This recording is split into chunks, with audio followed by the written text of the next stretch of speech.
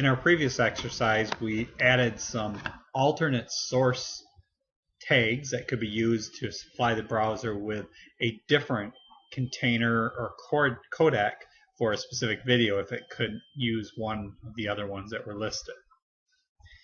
Also, we have shown in the last two exercises how you can start and pause through right mouse clicking on a video from the video. Well, while this works, it's a little bit cumbersome, and most people are used to a UI or a user interface where they actually have some type of controls on the video.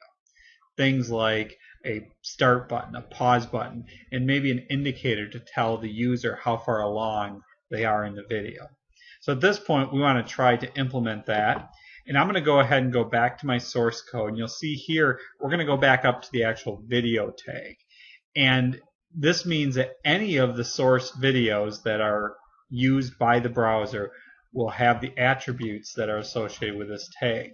And we're going to add, as shown in figure K6 on page 271, the word controls equal, and then the name controls, or the value controls. I'm going to go ahead and save this, and then I will head back to the browser.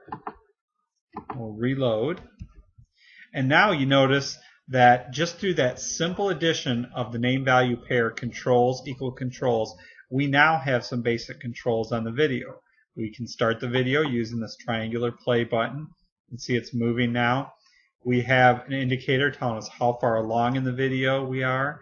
We also have a timer. We have a volume control. And then now, once we press play, the triangle play button turns to the two up and down lines that are commonly and universally referred to as a pause button, which I'll do right now.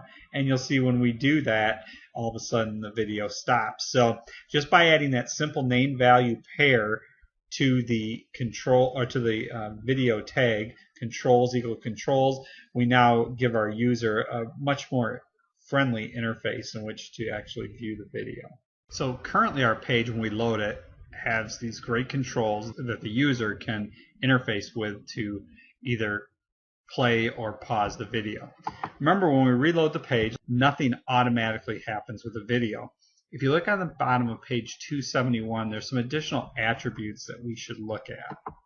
Those attributes include preload, which is a good tool for helping to actually improve the experience of your customer. It will allow your browser to go out and start loading the video in advance of the customer actually playing the video. So that means that it may be, if there's a slow internet connection, it may help make the experience a little bit better. Also, there is a loop attribute, and loop attribute is something when the video is done, it just keeps replaying. It goes back to the beginning and starts again. The one that I was going to try right now as a demonstration is the autoplay.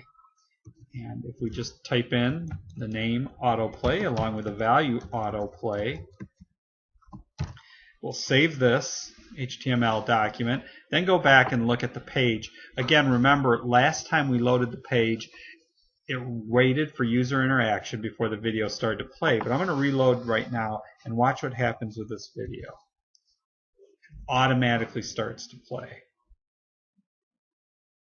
We didn't have to press the play button at all. And this can be a good tool if you want a video to start to play immediately upon page load. Now, some people will say it's a really good idea because it gets the video going. People don't have to interact to watch it.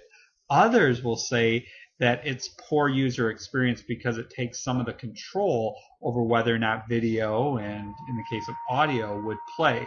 And this can be something that people will be concerned about, maybe if they think that these websites are going to be viewed in an office setting, or maybe they don't want video and audio to just start on its own without interaction from the user. It can be a little distracting and disturbing. But you have to make that decision, what's appropriate and what's not.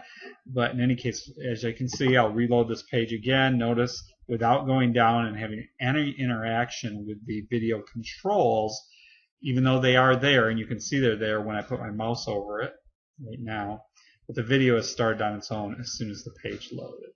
If you're done with this, you can go ahead and move on to the next exercise.